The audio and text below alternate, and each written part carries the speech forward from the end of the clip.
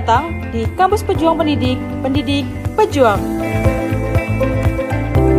Universitas Veteran Bangun Nusantara merupakan institusi pendidikan tinggi yang memiliki motivasi untuk mencetak lulusan yang mandiri, unggul, profesional, berkarakter, dan memiliki nilai-nilai kejuangan.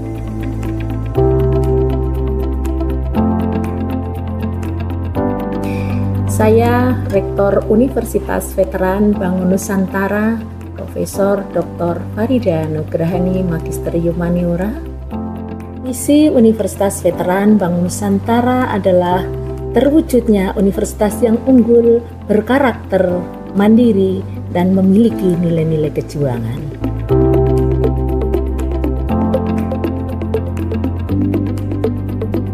Univet bisa, Univet jaya, Univet unggul luar biasa.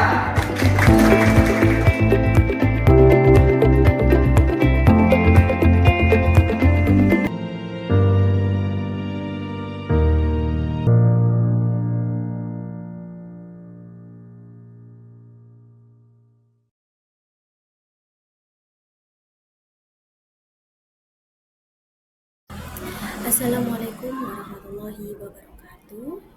Pertama-tama saya ingin mengucapkan terima kasih yang sebesar-besarnya kepada semua pihak yang telah mendukung saya sehingga saya bisa sampai pada tahap seminar pendidikan profesi guru.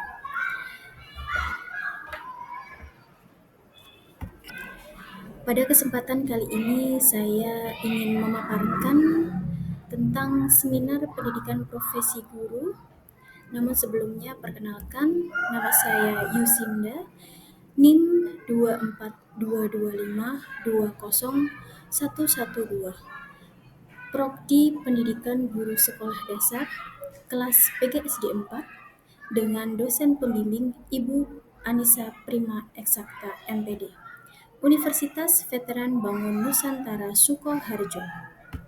Adapun beberapa poin penting yang akan saya bahas atau saya paparkan dalam seminar pendidikan profesi guru adalah yang pertama tentang identifikasi diri, kemudian yang kedua yaitu tentang pembelajaran bermakna beserta artefak dari pembelajaran bermakna tersebut, kemudian yang ketiga ada desain inovasi, dan keempat adalah rencana tindak lanjut. Kemudian yang saya bahas kelima tentang paradigma makna guru. Pembahasan pertama mengenai identifikasi diri. Visi pribadi untuk pendidikan di Indonesia yaitu menciptakan sistem pendidikan yang berkualitas tinggi. Maksudnya di sini adalah pendidikan yang saya impikan tidak hanya fokus pada keunggulan akademik, tetapi juga pengembangan karakter yang mencerminkan identitas bangsa Indonesia. Dengan demikian, siswa tidak hanya cerdas secara intelektual, tetapi juga memiliki karakter yang kuat, berlandaskan nilai-nilai Pancasila, seperti integritas, toleransi, dan rasa cinta tanah air. Selain itu, saya berharap pendidikan di Indonesia dapat mencetak generasi yang kreatif dan inovatif, sehingga mampu menghadapi tantangan zaman serta memberikan kontribusi positif dalam berbagai aspek kehidupan global. Kemudian, pendidikan yang berkualitas ini harus memberikan akses yang merata, relevan dengan kebutuhan zaman, dan berlandaskan prinsip keberagaman serta kearifan lokal. Visi pribadi sebagai calon guru yaitu menjadi seorang guru yang berkualitas, profesional, dan berkarakter. Guru berkualitas berarti mampu menguasai materi pelajaran dengan baik, serta memiliki keterampilan pedagogik yang efektif untuk mengakomodasi kebutuhan siswa. Guru profesional adalah sosok yang berkomitmen terhadap profesinya, terus belajar dan berkembang, serta mampu menjalankan tugasnya dengan tanggung jawab dan integritas.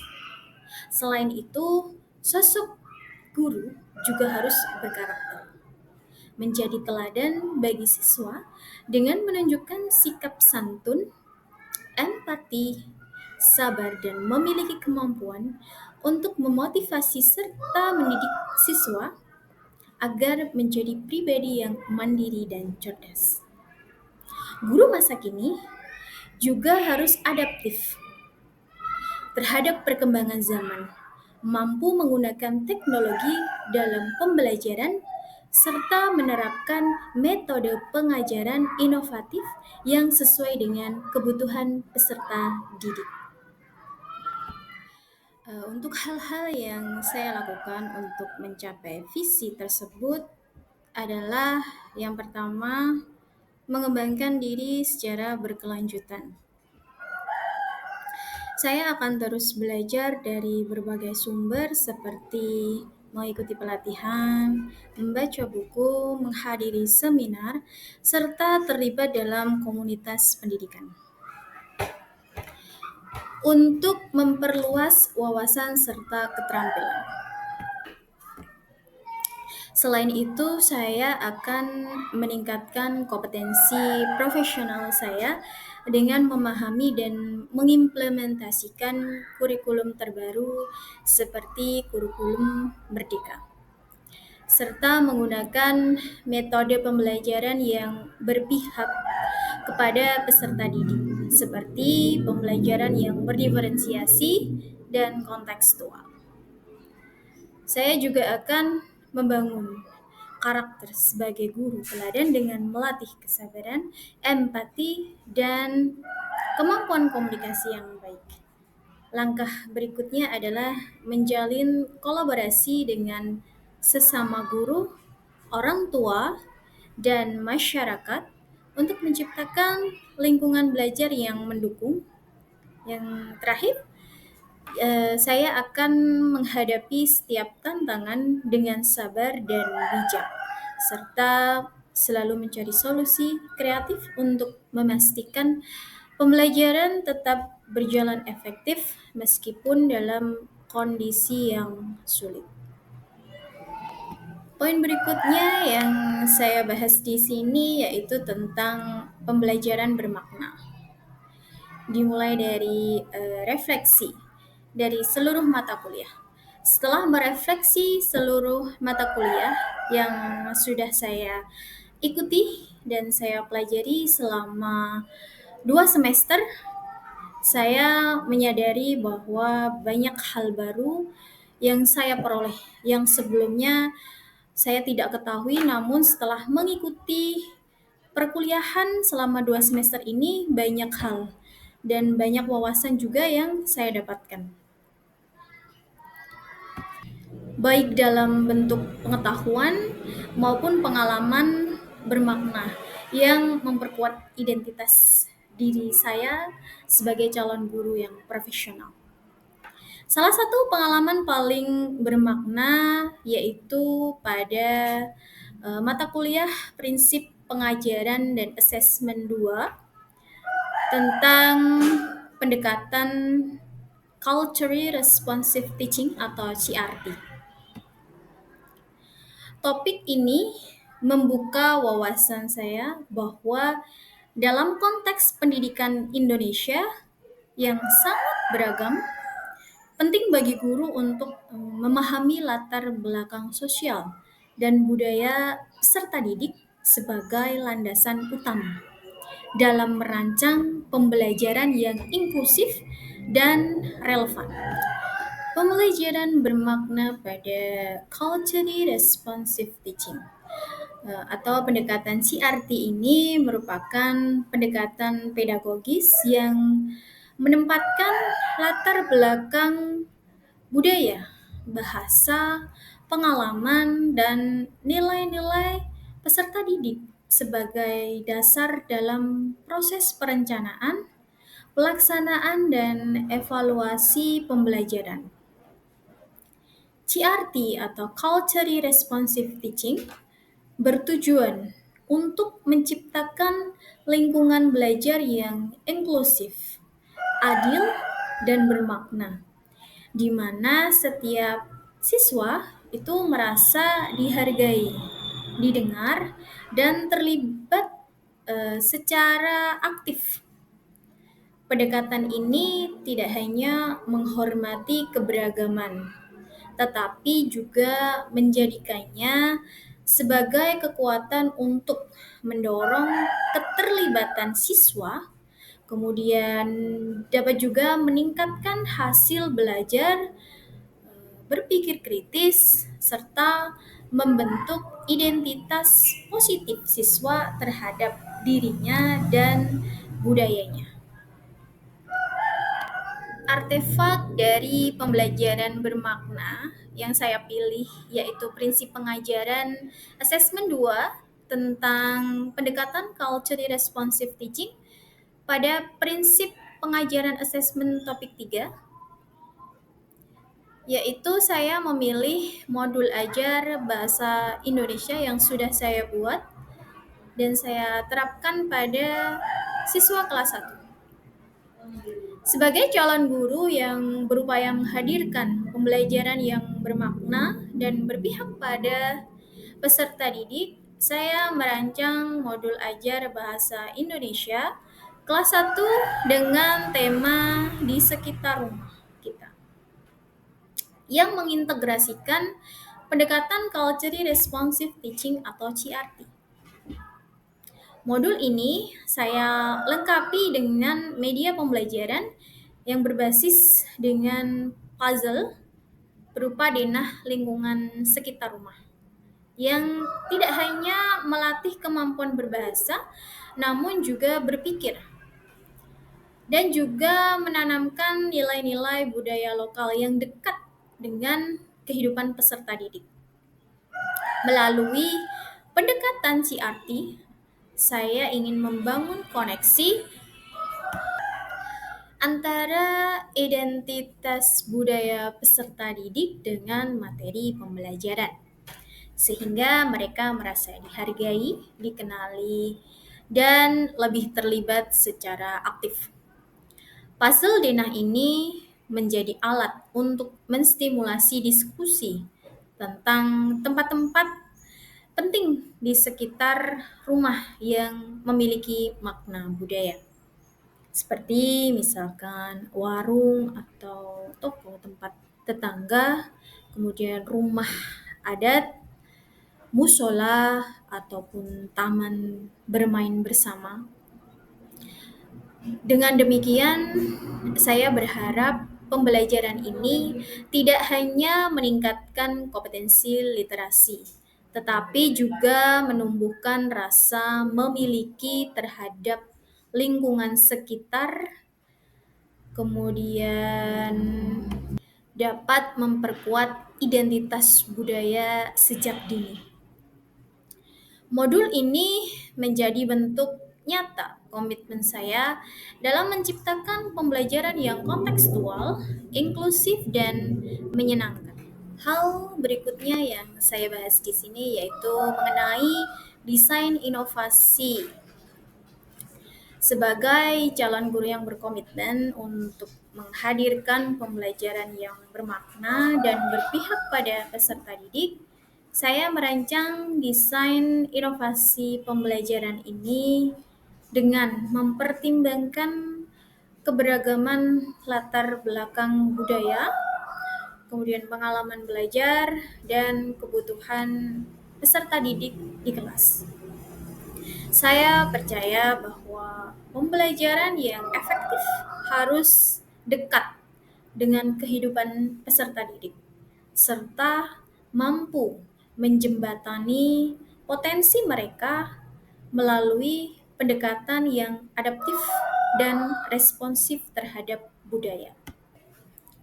Dalam desain inovasi ini, saya menyusun beberapa komponen Yang pertama yaitu modul ajar dengan mata pelajaran matematika untuk kelas 5 dan saya mengintegrasikan dengan pendekatan CRT atau Culturally Responsive Teaching. Modul ini saya susun berdasarkan prinsip kurikulum merdeka dan pendekatan CRT. Saya memilih konteks dan contoh soal yang relevan dengan kehidupan dari peserta didik, termasuk budaya dan kebiasaan lokal mereka. Tujuannya agar mereka merasa terhubung secara emosional dan kognitif dengan materi yang dipelajari. Kemudian yang kedua yaitu LKPD. Saya membuat LKPD yang terhubung dengan video di YouTube. Video ini saya membuatnya sendiri dengan mengimplementasikan CRT. Jadi dari video yang saya buat ini, peserta didik dapat menganalisis materi yang ada di dalamnya dan juga hal-hal apa yang di dalamnya sehingga dapat digunakan untuk menjawab soal yang ada pada lembar kerja peserta didik. Untuk selanjutnya yaitu ada flipbook digital yang saya buat yang di dalamnya memuat materi tentang matematika yang sudah saya lengkapi dengan contoh soal dengan mengambil dan mengimplementasikan pendekatan CRT. Saya memilih format flipbook karena tampilannya yang menarik dan mudah diakses. Flipbook ini memuat materi secara ringkas, visual, dan interaktif, sehingga membantu peserta didik yang memiliki gaya belajar visual atau memiliki keterbatasan akses terhadap buku cetak. Dan yang keempat adalah saya menggunakan word wall sebagai media ice breaking. Saya menyadari bahwa membangun suasana belajar yang positif itu sangatlah penting.